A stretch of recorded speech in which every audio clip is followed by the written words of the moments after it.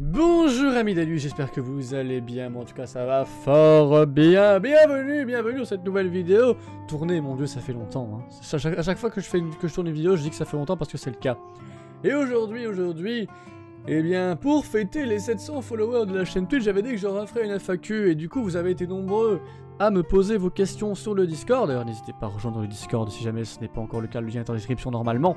Eh bien, je vais aujourd'hui répondre à vos questions les plus farfelues, les plus sérieuses aussi, ce qui concerne Twitch, YouTube, moi-même, tout ce que vous voulez, tout ce que vous concernerez. Peut-être que j'attirerai votre attention sur certains points, sur ce que va devenir un peu la chaîne YouTube, vu que la rentrée arrive, même peut-être déjà là quand je sortirai cette vidéo plutôt. Oui, on va bien voir un peu ce qui va se passer. Et même moi, je ne sais pas forcément le tournant que va prendre ni Twitch ni YouTube avec mon emploi du temps qui s'annonce plutôt chargé, on va pas se mentir. Hein, je vous tiendrai évidemment au courant sur le Discord, c'est pour ça que je dis faut aller sur le Discord et sur le Twitter, c'est en description, n'hésitez pas. Et évidemment, venir sur Twitch si c'est pas encore fait, n'hésitez pas. Et du coup, j'avais créé un petit channel Discord, j'avais laissé quand même 3 bonnes semaines pour poser vos questions. Voilà, j'ai récupéré la plupart, certaines que j'aurais pu répondre directement, donc j'ai pas forcément répondu. Il y a évidemment des questions trolls, donc voilà, mais j'ai un peu sélectionné celles que je voulais. Et auquel je vais évidemment vous répondre tout de suite. Bref, on me demande tout d'abord, est-ce que tu es fier de l'évolution de ta chaîne Twitch? Ou plutôt de ma chaîne Twitch. Est-ce que je suis fier de cette évolution? Alors ça dépend, si tu parles de... Bah ça fait 1 an et demi, donc le 20 mai en 1 an et... Non, enfin en 1 an et quelques mois. Je suis maintenant à 750 au moment où je tourne la vidéo. Donc oui évidemment je suis assez fier, surtout que je suis parti, je vais pas vous dire que je suis parti de rien, mais quasiment je suis quasiment parti de rien, donc c'est comme ça, c'est bien, et je vois qu'il y a une petite commu qui commence à s'écrire autour de moi. Maintenant le truc c'est que je fais énormément de jeux, donc il y a une commu qui est là pour telle ou telle chose, l'autre pour telle chose, des fois ils viennent que pour moi. Enfin, que pour moi, peu importe le jeu, donc je sais pas. Oui, je suis plutôt fier de ces évolutions. Maintenant, honnêtement, je vais pas mentir, elle aurait pu être mieux si je m'étais concentré sur des jeux un peu plus populaires, hein, je vais clairement vous le dire. Mais j'ai pas envie de ça, donc oui, je suis fier de mon évolution. Et de toute façon, ça ne peut aller que dans le bon sens, donc nous continuons comme ça. Alors, Réo, est-ce que t'as déjà léché les 2 boules de mec? Non, jamais. Est-ce qu'un gars t'a déjà foudroyé au lit? Non, un mec ne m'a jamais foudroyé au lit. Non, merci. Ouais, merci, non. Est-ce que tu comptes dans le futur faire plus souvent des lives just chatting, karaoké ou je ne sais quoi, plutôt cliniquement ou presque du gaming? Pas que ce soit dérangeant du tout, mais c'est vraiment de varier le type de contenu. Alors déjà, en termes de varier le contenu, vu le nombre de jeux que je fais sur Twitch, déjà je fais peut-être même un peu trop pour disperser tout le monde.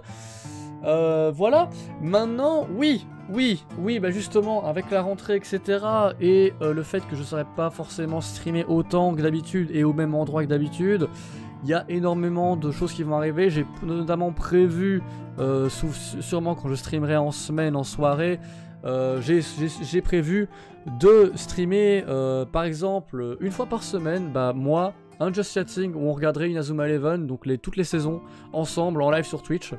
Il y aurait un jour par semaine où on se poserait, on discuterait un petit peu et on se lancerait 3-4 épisodes d'Inazuma Eleven qu'on regarderait ensemble, on en parlerait ensemble.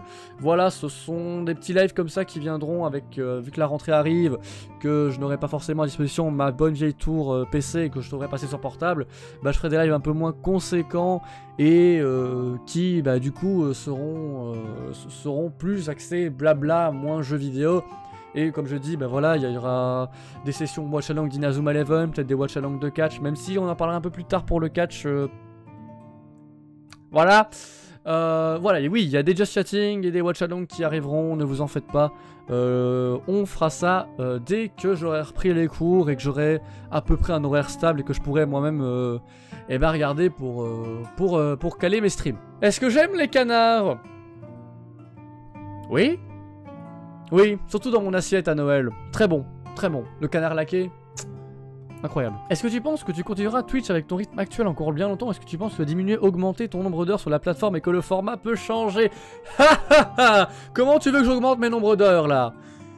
Vous voulez mes stats du mois d'août? J'ai fait plus de 100 heures de live sur le mois d'août, d'accord? Non, tout ça va diminuer, ça va clairement diminuer avec la rentrée qui arrive. Moi, les cours, ils vont sûrement me prendre de 8h15 à 17h45 tous les jours de la semaine. Oui, ça va réduire. Oui, ça va clairement réduire.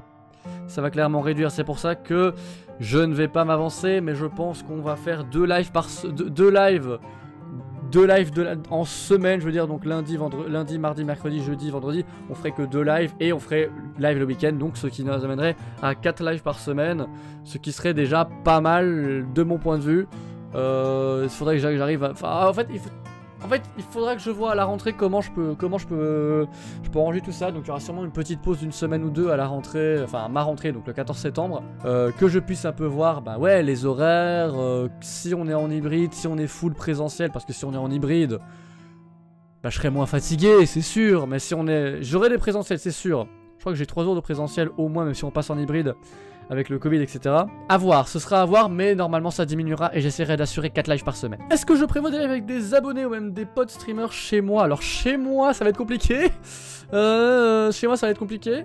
Maintenant, en studio avec les Geekbusters, bien sûr que oui. On parle évidemment hormis live cuisine et live nature qu'on aura normalement déjà fait. Du coup, quand j'aurai tourné cette FAQ, bah oui, hein. Bah oui, on l'aura normalement fait, donc oui. Maintenant, voilà, chez moi, ça va être compliqué.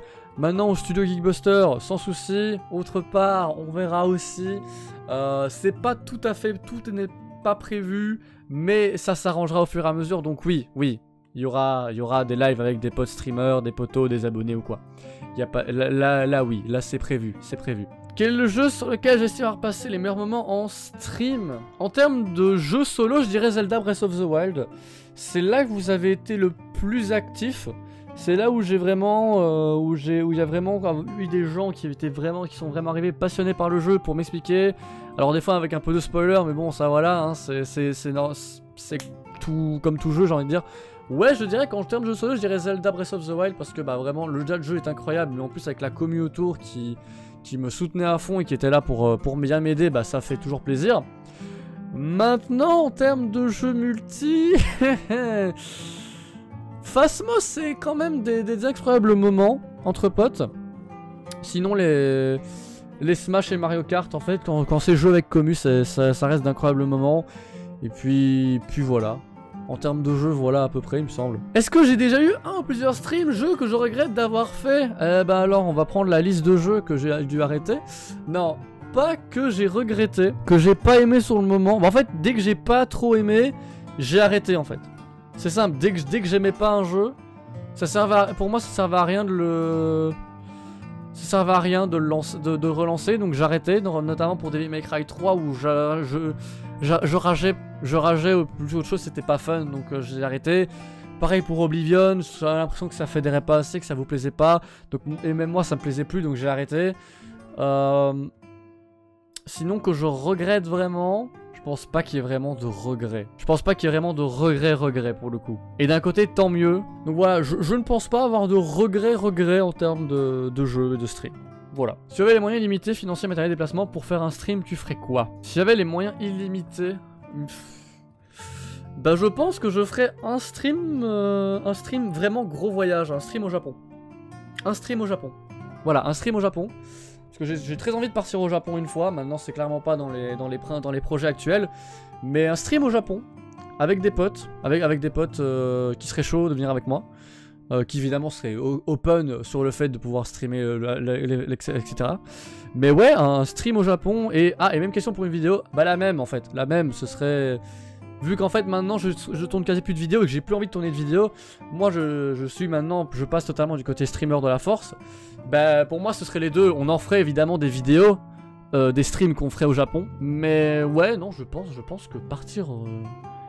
Que partir au Japon pour faire un stream avec des potes.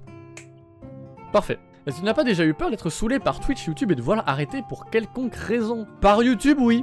Par YouTube, oui, c'est clairement ce qui se passe là en fait. Je suis saoulé par YouTube parce que YouTube, bah bon déjà que Twitch c'est pas non plus énorme pour les petits créateurs, mais YouTube c'est encore pire. YouTube c'est encore pire.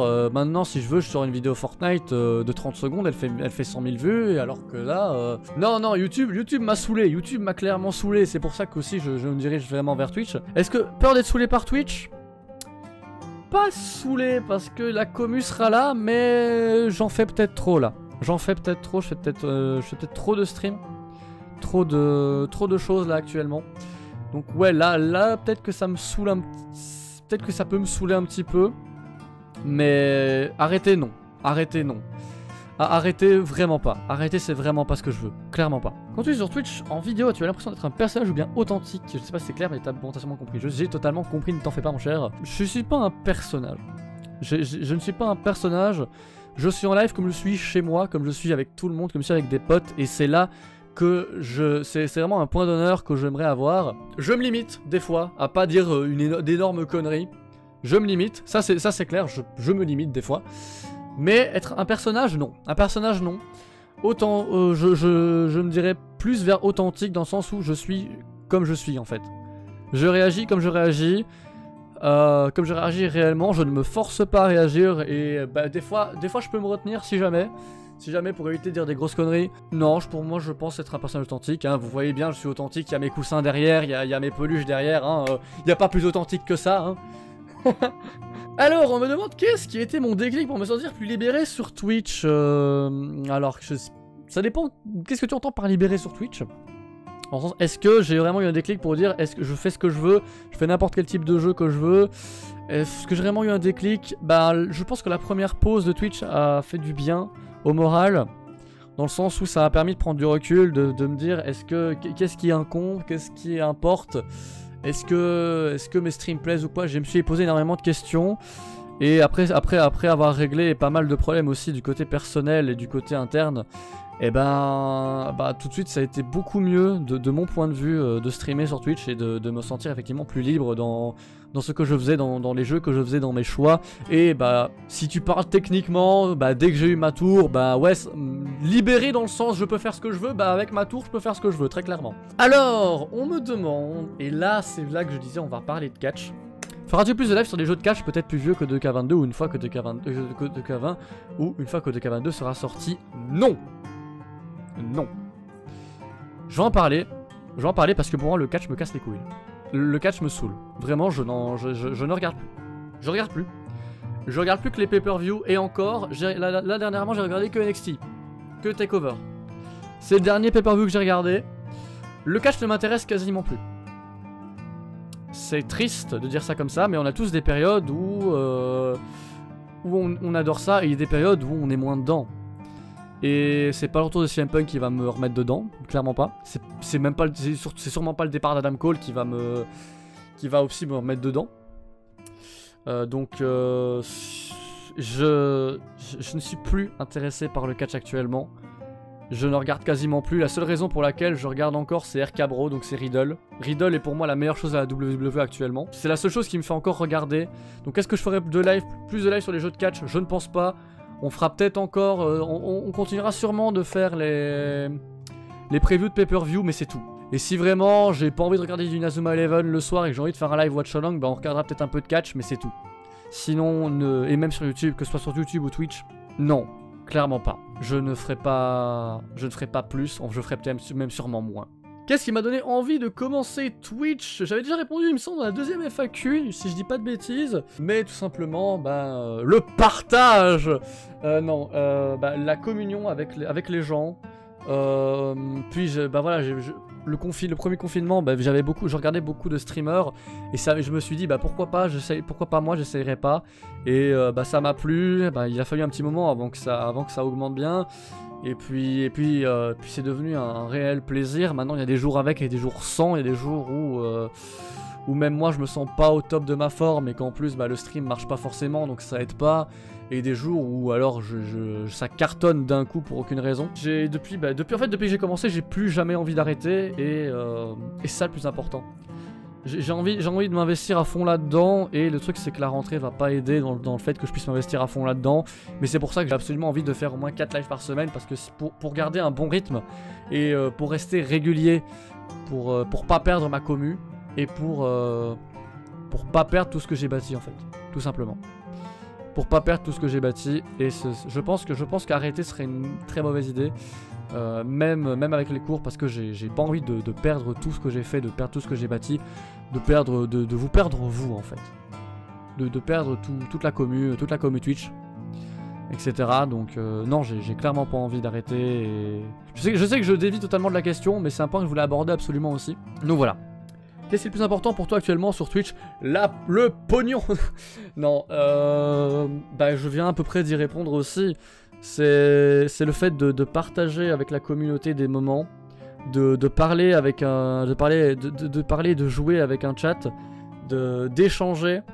Et le plus important pour moi, et j'en ai déjà parlé, ça me frustre un petit peu, c'est de faire découvrir des jeux à des gens, des jeux peu connus, enfin peut-être si, des jeux connus aussi, je veux dire, mais des jeux peu joués, peu connus, des licences qui m'ont bercé, qui me tiennent particulièrement à cœur, notamment Borderlands, Skylanders et Inazuma Eleven. C'est vraiment, là, actuellement, c'est vraiment le plus important pour moi, c'est de faire découvrir ces licences, ces jeux, à une communauté.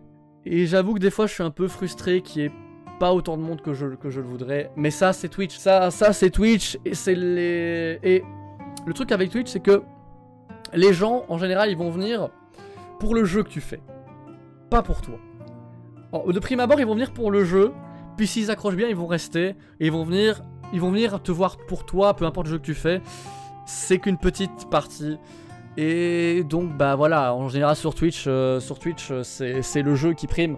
C'est pas le streamer, c'est le jeu qui prime. Donc les gens viennent voir un jeu, pas un streamer.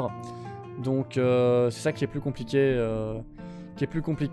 Sur Twitch, c'est pour ça que ça me frustre un petit peu que Twitch axe plus sur la découverte du jeu plutôt que le streamer. Ça me frustre un petit peu dans le sens où j'aimerais faire découvrir Borderlands, Skylanders et Inazuma Eleven à beaucoup plus de monde en fait. Mais là actuellement, bah, je ne pourrais faire. Je fais quasiment tout ce qui est dans mon pouvoir pour faire grandir ma communauté. Je suis sur TikTok, je suis sur YouTube, je suis sur Twitter, je suis sur Discord. Je fais ce que je peux et je peux pas travailler plus que ça en fait. Je peux pas travailler plus que ça. Mais actuellement, je suis déjà bien heureux avec ce que j'ai et la communauté ne fait que grandir en soi. Donc ça me convient parfaitement actuellement et ça ne peut aller que dans le bon sens, je le répète. Ça ne peut aller que dans le bon sens. Que ce qui définit un bon streamer d'un mauvais streamer? Alors, le bon streamer, il a une caméra, il a un micro. Il lance un live et il anime le live. Mais c'est un bon streamer. Le mauvais streamer, il allume la caméra, il a un micro, il a un panel de streaming, il anime le live, mais c'est un mauvais streamer. Non, alors il n'y a pas de bon ou de mauvais streamer pour moi de mon point de vue. Maintenant, c'est clair que tu peux attirer des gens plus facilement que d'autres. Moi personnellement, clairement, les streamers sans caméra, ça m'attire pas. Pour moi, un streamer doit avoir obligatoirement une caméra, sinon ça m'attire pas. Un bon micro, le son, c'est ce qui est primordial, plus que l'image à la limite. Et puis, il faut que tu aies une personnalité qui accroche. Qui accroche à un type de personnes, hein. Moi, par exemple, il y a des personnes qui ont une personnalité que j'accroche pas, des personnalités que j'accroche, mais ils ont une personnalité, et que ça accrochera des gens. Si tu es monotone, lambda, que tu dis rien du tout, et que t'as pas de caméra, et que t'as un mauvais son... Ouais, là peut-être que t'entres dans la catégorie mauvais streamer. Alors attention, ne vous sentez surtout pas agressé si vous le streamez sans caméra. C'est pas ce que je dis. Je dis juste que personnellement, et je pense que c'est l'avis de beaucoup de gens, les streamers sans caméra attirent peu. Et ça, c'est un vrai conseil que je vous donne, si vous pouvez avoir une caméra, c'est meilleur. Vraiment, les streams sans caméra attirent très peu de monde. Enfin, et Wankill, vous allez me dire... C'est un exemple. Moi personnellement, les streams sans caméra, ça ne m'attire pas. Quand je pose la question à plein de gens, ça n'attire pas. Quand il n'y a pas de caméra. Donc voilà. Mais je ne dis pas que vous êtes des mauvais streamers. Par contre, ne me faites pas dire ce que j'ai pas dit, hein. Je ne dis pas que les streamers sans caméra sont des mauvais streamers. Je dis juste que ça attire peut-être moins. Et encore pas forcément. Mais ça, ce n'est que mon avis. D'où me vient cette passion pour les catch? Alors, tout simplement, elle me vient, quand j'étais petit, c'était en 2009, donc ça fait 8 ans, j'étais en train de zapper, je suis tombé sur SmackDown. En juin, il me semble, c'était un match Edge contre John Morrison, j'ai directement accroché, vraiment, j'ai regardé le match et fait, Ah ok. Ah c'est génial en fait. Et j'ai tout de suite adoré les deux catcheurs. Et puis, ben... Comme j'ai dit tout à l'heure, il y a des périodes où ça va et des périodes où ça va pas. Je me rappelle avoir fait une petite pause en 2013, ou je sais plus, non je crois que c'est dans 2014-2015, j'avais fait une petite pause pour reprendre vers 2016. Et puis bah maintenant, bah là je pense que je vais faire une petite pause parce que là, là vraiment le produit ne m'intéresse plus actuellement. Donc voilà, ça vient de mon enfance, la petite passion pour le catch. Pour toi, le meilleur stream que tu aies fait? Le 24h, enfin le 28h du coup. Le live 28h, très clairement. Mon top 3 des jeux les plus sous-cotés: Skylanders, Borderlands, Inazuma Eleven. Bisous. Quand je dis que je veux faire découvrir ces 3 licences, c'est que je les trouve totalement sous-cotées. Et je parle vraiment de licence. De licence en général. Est-ce que te lancer dans le Twitch game a eu des répercussions sur ta vie privée? Bah oui, bah... bénéfique et un peu moins bénéfique non plus. Bah déjà j'ai pu rencontrer énormément de monde, ne serait-ce que toute l'équipe des Geek... Pardon. Ne serait-ce que toute l'équipe des Geekbusters. Bah, je les ai rencontrés IRL, j'ai passé des giga bons moments avec. J'ai rencontré de vrais potes, de vrais amis là-dedans. Bah, j'ai pu rencontrer toute ma commu, tous mes modos, notamment Shenzhen qui était venu en Belgique, qui a fait le déplacement. Bah ouais, sur ma vie privée, bah, j'ai pu rencontrer des potes, des gens avec qui je parle tous les jours, des potes avec qui je joue tout le temps. Donc ouais, clairement, maintenant, bah, j'ai beaucoup moins de temps. Je travaille H24 sur l'amélioration de Twitch et tout ce qu'il y a autour, sur le Discord, sur YouTube, sur TikTok, je travaille en permanence quasiment. Ce qui fait que j'ai plus beaucoup de temps pour sortir. Et en termes de famille, d'acceptation, bah vas-y pour faire comprendre. Ma mère elle est supportive. Ma soeur ça va, mais faut pas que je l'emmerde. C'est-à-dire que c'est pour ça que je dois faire mes lives dans mon salon quand elle est là. Et mon père il comprend rien, il veut rien comprendre.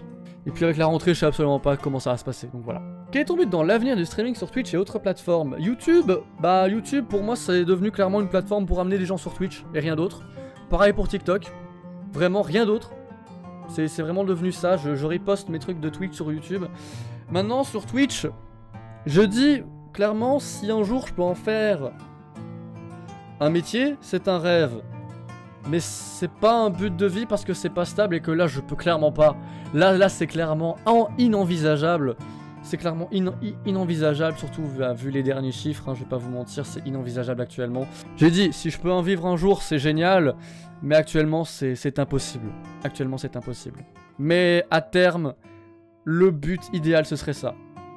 Sinon, ben voilà. Partager ma passion, partager mes jeux vidéo avec une commu, c'est déjà incroyable. Et si un jour je peux faire de ma passion un métier, c'est encore mieux. Alors je vais joindre deux questions, c'est qu'est-ce que t'as apporté de la collaboration avec les Geekbusters et qu'est-ce que représentent vraiment les Geekbusters pour toi? Alors, donc tout simplement, premièrement du coup les Geekbusters, je les ai connus dès leur entrée, dès leur début le 30 mai 2020. Je venais à peine de commencer aussi, j'ai commencé 10 jours avant le streaming. Donc, et puis j'ai rejoint l'équipe en octobre ou novembre, il me semble, si je dis pas de conneries. J'ai vraiment rejoint l'équipe de manière ponctuelle, c'est ce moment-là. Qu'est-ce que m'a apporté la collaboration? Bah, j'ai déjà dit, des potes, des amis, des gens à qui je parle quasiment tous les jours. Une équipe de travail aussi avec qui on s'entend plus ou moins bien. Maintenant, je vais pas vous mentir que, ouais, il y a eu des hauts et des bas, il y a eu des réformes, il y a eu des changements.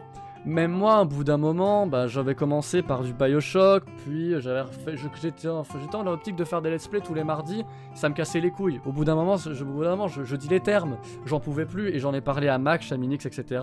On a réarrangé le programme, on a tenté le mardi multi, qui était un peu bancal, je vais pas vous mentir, même moi, j'avais du mal à organiser, et maintenant on fait le mardi brolala. Pour le moment, peut-être que plus tard ça se transformera, mais pour le moment on fait le mardi brolala.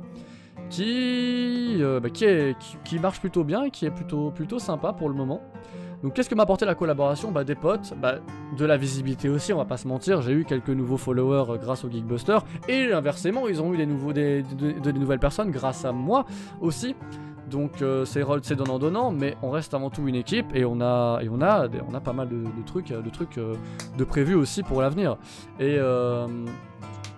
concernant ce qui va se passer, bah, notamment via la rentrée, il est clair que j'aurai moins de temps pour ma chaîne et bah, aussi moins de temps pour les Geekbusters. Maintenant, est-ce que ça veut dire que j'abandonnerai l'équipe des Geekbusters et que j'arrêterai le Geekbuster?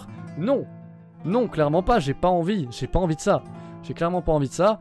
Et je pense qu'on est parti vraiment pour continuer bien dans la bonne direction. Et c'est ce dont j'ai envie, parce que je tiens à cette équipe. Peu importe ce que j'ai déjà laissé entendre dire, ou des fois j'ai un peu râlé dessus, etc. Mais j'aime cette équipe de tout mon cœur, et j'ai envie qu'elle aille loin, et j'ai envie de la représenter, et d'être dedans jusqu'au plus haut, qu'elle puisse atteindre, quoi. Et qu'est-ce qui représente vraiment un Geekbuster pour moi? Voilà, c'est à peu près ça. C'est vraiment pour moi une équipe de potes qui veut aller loin, et j'ai envie d'aller loin avec cette équipe. Comment as-tu découvert Inazuma Eleven, et pourquoi vous-tu un culte à King et Sam Ford? C'est en fait, les deux questions vont de pair. Parce que concrètement, en fait, je vais vous raconter, j'étais en 5ème primaire. Donc, je devais avoir quoi, 10-11 ans. Et ben, c'est un de mes potes, il m'a dit ouais, si tu veux, j'ai un jeu de foot qui s'appelle Inazuma Eleven, je veux bien te le prêter sur DS, etc. Et du coup, il me passe sa cartouche d'Inazuma Eleven 2, Tempête de Feu. Donc voilà, puis après, bah voilà, qu'est-ce que je fais en rentrant chez moi? Je mets la cartouche dedans, je commence à y jouer. Et qu'est-ce que je vois? C'est qu'il est en pleine partie. Il m'a donné sa sauvegarde comme ça, il est en pleine partie. Au chapitre des hymnes, au chapitre de la Nouvelle Royal Academy. Donc premier match que je fais, c'est le match contre la Nouvelle Royal Academy. Premier personnage que je découvre réellement, David Samford et Joseph King, en version Alice Academy.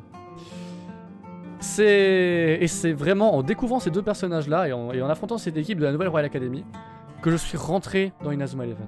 Vraiment, de rentrer dans la licence, rentrer dans tous les jeux, que depuis j'ai passé des heures à regarder l'animé, des heures sur les jeux. Je rappelle que j'ai passé 3500 heures sur Inazuma Eleven Go Chrono Stones. Tout part de mon pote qui me prête sa cartouche et de la découverte de King et Sam Ford. Voilà pourquoi je voue un culte MDR à King et Sam Ford, parce que ce sont les deux personnages qui m'ont fait rentrer dans la licence, ce sont mes deux personnages que j'aime le plus de cette licence, ce sont mes deux personnages de cœur qui m'ont vraiment fait découvrir cette licence, et donc voilà, c'est pour ça, tout simplement. C'est pour ça que j'adore King et Sam Ford et que pour moi ce sont mes deux GOAT et qui sont indétrônables pour le coup. Et enfin, dernière question, est-ce qu'il y a des jeux que j'aimerais faire en stream mais que je ne fais pas par peur que ça ne soit pas intéressant, que ça ne plaise pas à suffisamment de monde? Et si oui, un exemple. Il y a une époque où je le faisais. Oui, très clairement. Il y a une époque où je le faisais. Mais plus maintenant. Plus depuis la dernière pause, et même si j'avoue que des fois je me dis ça me frustre de voir qu'il n'y a pas grand monde non plus. Bah ouais, je fais du Skylanders parce que j'ai envie de faire du Skylanders, je fais du Inazuma Eleven parce que j'ai envie de faire du Inazuma Eleven. En fait, maintenant je fais les jeux dont j'ai envie. Tant mieux s'il y a du monde, s'il n'y a pas de monde ça me fait chier, mais tant pis. Tant pis, c'est comme ça, c'est Twitch. Et puis, bah voilà, si vous... Je sais que, comme je dis, en général, vous passez, les gens passent pour le jeu. Mais voilà, maintenant j'ai envie de croire que les gens passent plus pour la personne que le jeu. Donc j'ai la preuve qu'il y a beaucoup de gens qui passent pour moi, pour me voir moi, peu importe le jeu auquel je joue. Et même, c'est souvent dans les petits jeux comme ça, où il y a une petite commu quand même pas très active. Mais c'est là que tu trouves les gens qui reviendront aussi. Et puis voilà, donc non, je fais du Skylanders parce que j'ai envie de faire du Skylanders. Et voilà, ça plaît à certaines personnes. C'est clairement pas les jeux qui vont faire venir du monde, c'est sûr, mais ça plaît à des gens et du coup bah voilà, et ça me plaît à moi surtout en fait, c'est surtout ça. L'important c'est que ça me plaît à moi, et si ça me plaît à moi, ça se ressentira sur le live et ça donnera envie aux gens de rester sur le live en fait. Et c'est ça tout l'intérêt du truc. Faut que ça vous plaise à vous avant de plaire aux autres, parce que si ça vous plaît à vous, ça se ressentira. Si vous vous forcez, ça se ressentira aussi et ça va pas plaire aux gens. Si ça vous plaît à vous, il y a plus de chances que ça plaise aux gens. C'est ça en fait l'astuce. Donc non, dorénavant je fais tous les jeux dont j'ai envie sur Twitch. Et je ne me bloque plus par rapport à un nombre de viewers ou quoi. Et je ne me bloque plus par... Voilà, je fais ce que je veux sur Twitch. Et c'est ça qui est bien. Et vous êtes quasiment à chaque fois au rendez-vous, donc ça me fait extrêmement plaisir. Et bien voilà, la FAQ numéro 3 est à présent terminée, j'espère qu'elle vous aura plu. Si c'est le cas, n'hésitez pas à vous abonner, à liker, à partager, à me suivre sur Twitch, évidemment, c'est là où se passe le plus intéressant, c'est sur Twitch, le lien est en description, évidemment. Sur ce, je vous remercie d'avoir regardé cette vidéo jusqu'au bout, je vous fais des gros bisous, et je vous dis à la prochaine, c'était Angel Absol, tchuss tout le monde.